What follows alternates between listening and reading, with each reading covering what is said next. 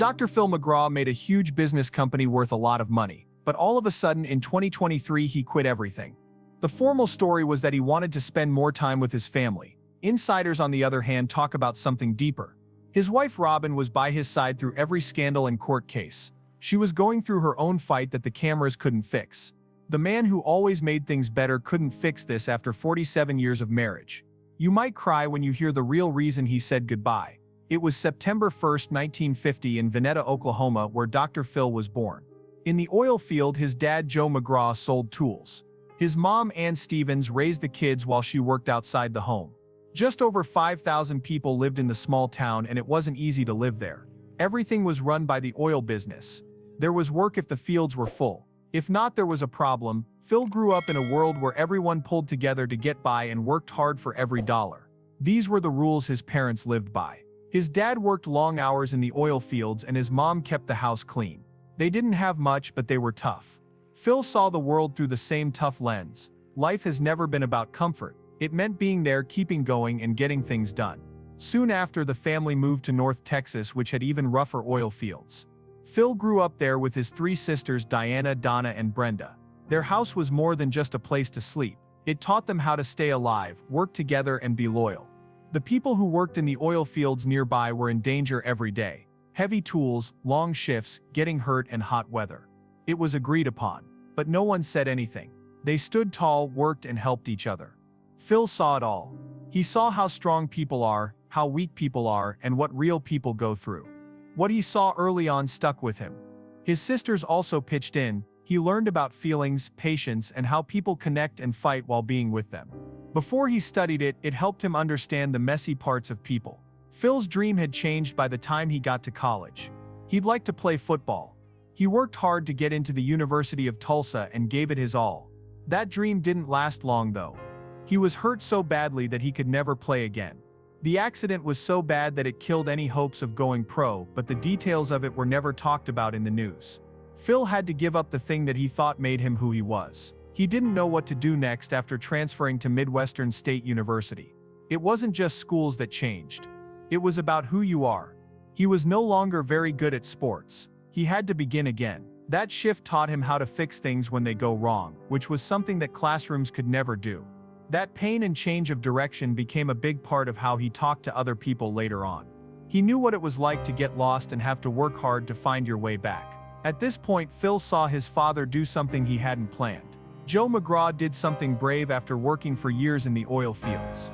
He quit his job as a builder and chose to become a psychologist. He went to school again. He did a lot of work. He made it happen. Phil saw everything. It taught him that change wasn't just possible. It was worth it. That moment gave him a new way to think.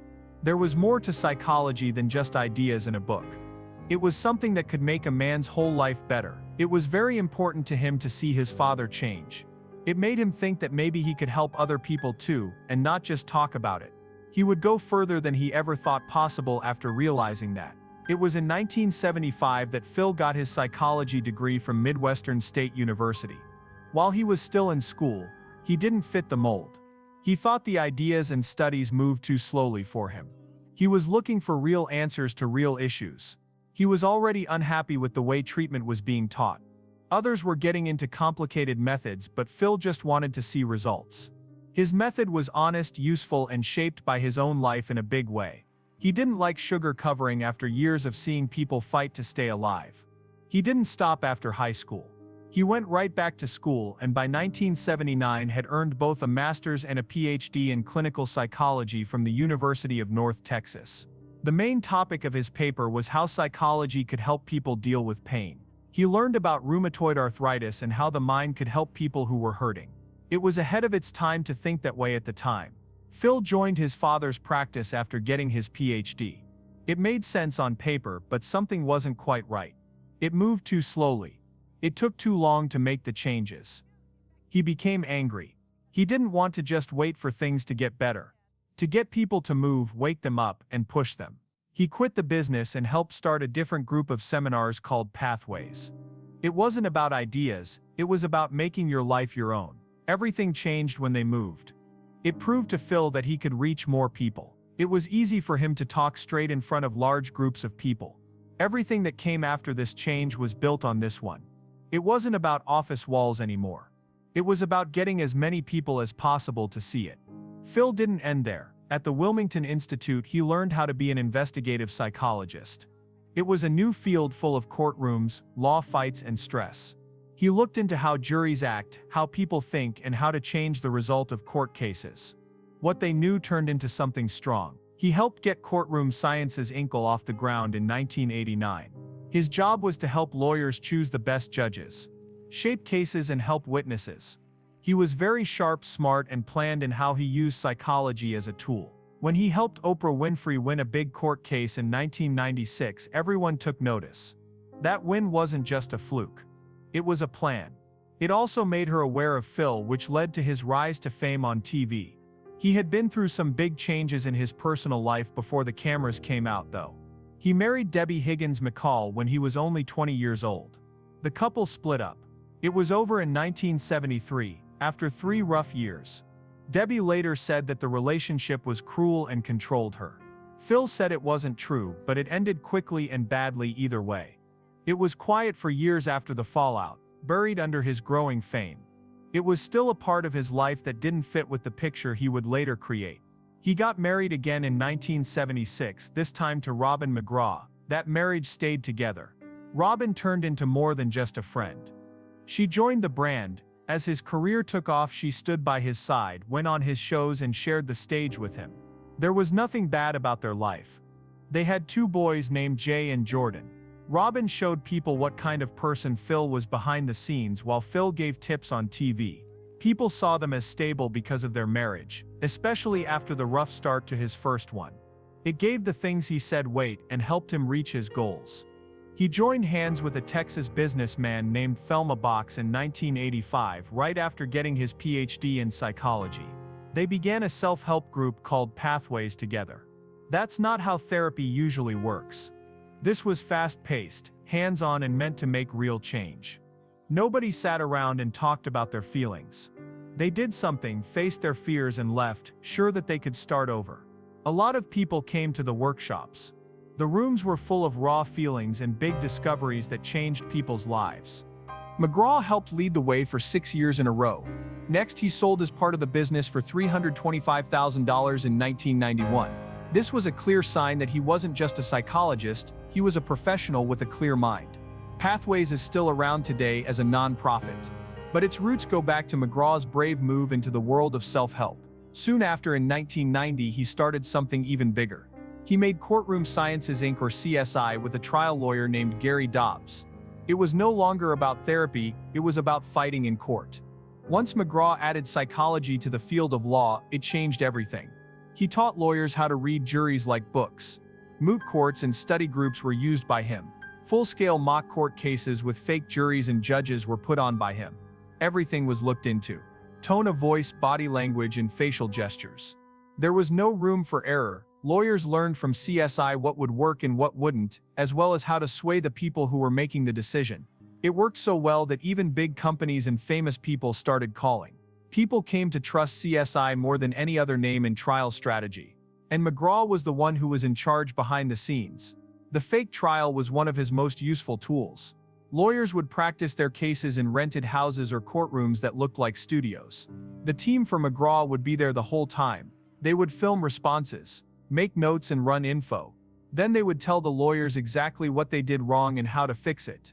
What to say, what not to say, and how to make the room feel different. McGraw taught lawyers how to get into the subconscious mind of a jury by using what he knew about how people behave. To make them feel connected or to put seeds of doubt in their minds. He taught them. Some people thought of it as psychological warfare. Some people said it was smart. It worked either way. It also changed the way cases were set up for good. In 1994, during one of the biggest environmental cases in history, that reputation got a lot of press. The spill from the Exxon Valdez destroyed the Alaskan shore and led to a court case with more than 32,000 angry claimants. He was brought in to help lead the defense. It was a mess, angry and stacked against Exxon. They had a lot of power though. His help shaped the story, trained the witnesses, and taught the lawyers what to do. After challenges, the original $5 billion fine was cut down by a lot. Exxon paid just over $1.5 billion during the whole process. Still huge, but manageable. After that case, McGraw was a rising star. When you work as a lawyer consultant. Then Oprah showed up. In 1995, Oprah Winfrey was being sued, which could have put an end to her career. The Texas cattleman who sued her for millions said she spoke out against beef on her show. McGraw and CSI were called in by her lawyers. His way of doing things was different, forceful and planned. He is said to have told Oprah not to give up or settle. That tip turned things around. McGraw and his company did everything for 18 months, from making profiles of jurors to getting witnesses ready. People on the jury almost all had ties to the cattle business in Amarillo, Texas, where the case was heard. But Oprah won in 1998, and she gave McGraw the credit. Not only did that trial change her legal luck, it also changed his life. Oprah asked him to be on her show after the case. He was only a guest at first, but everyone loved him. He wasn't polite or soft-spoken. He was blunt, straight, and sure of himself.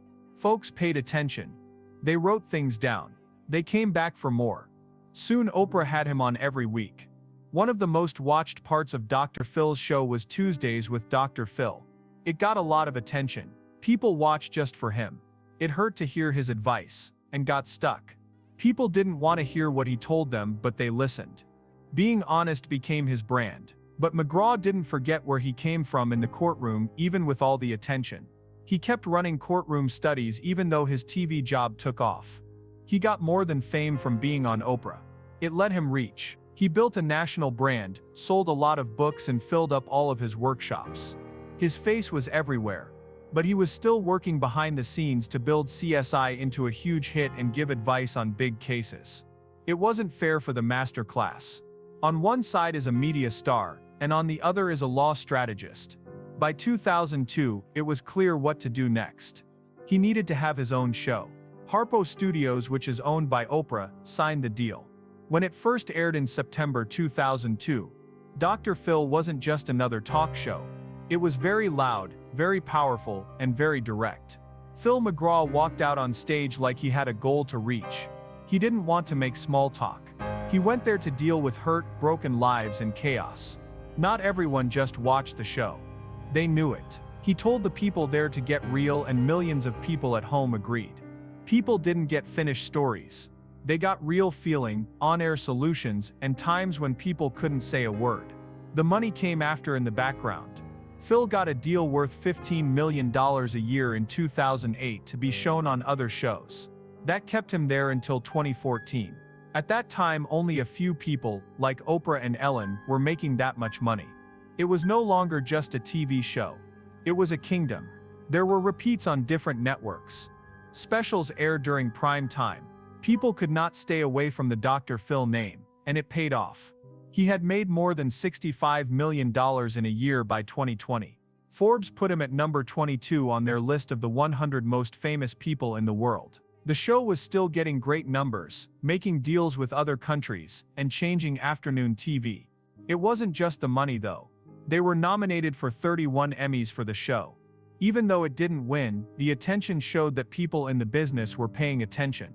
It won 5 Prism Awards for being honest about addiction as well. The show didn't hold back when it talked about tough topics like drug abuse and drunk driving. Experts, users who are getting better, and families were all brought in. They were honest. They didn't lie about anything. There were times when the stories led to real-life events. They would sometimes end with tears, and people would react. Some events caused a lot of people to call helplines. More people were interested in recovery programs. It was no longer just fun to watch Dr. Phil. It also got people to do things. Phil's name alone became more well-known. He was number 30 on Forbes' Celebrity 100 list in 2007. He made money from more than just the show. He gave talks, wrote bestsellers, and sold things. He also started new TV shows like Daily Mail TV and The Doctors. These spin-offs also won prizes. He wasn't just a host by the late 2010s. He was one of the most important people on TV and worked in the media as a director.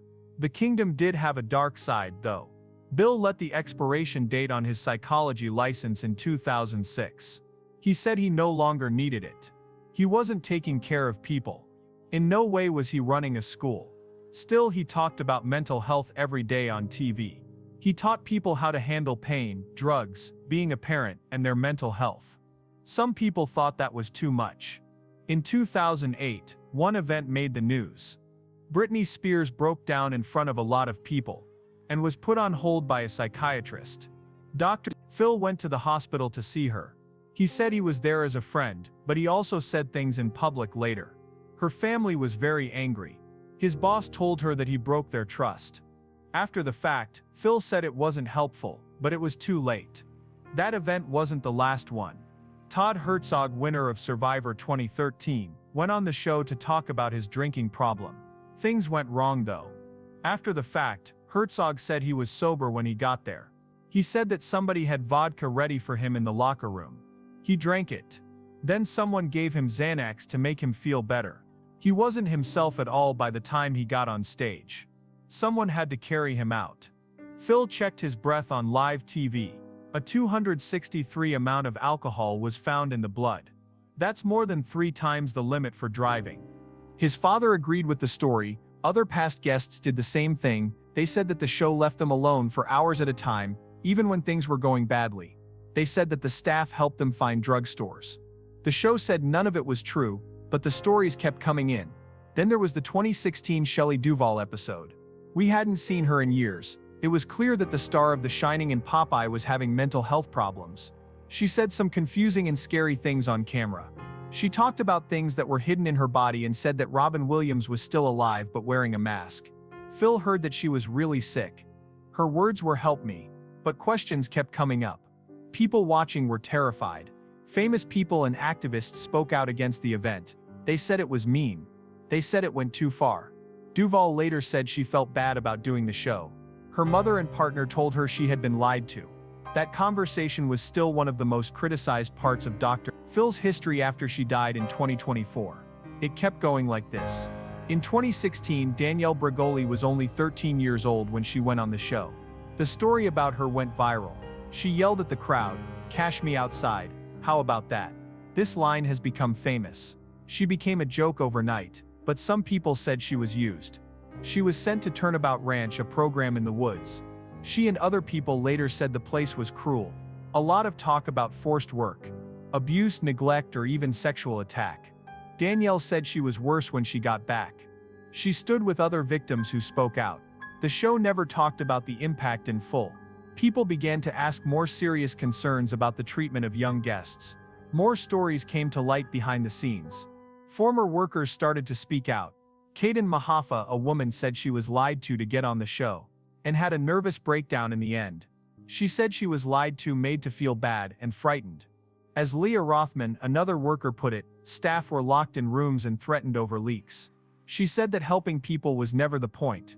It was always about the scores. She thought that some guests' lives had been destroyed. One even tried to kill themselves.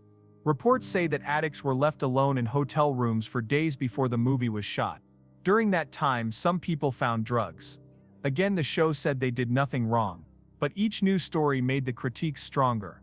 In 2017, Dr. Phil and his son Jay McGraw did something very different. The name of it was Path to Recovery. It was a virtual reality show for rehab sites for drug abuse. It wasn't cheap. Some places had to pay as much as $7,000 a month. It's more than $84,000 a year. What was the promise? Much better results. Get more people. In a tough field, a new edge. The experience sucked you in.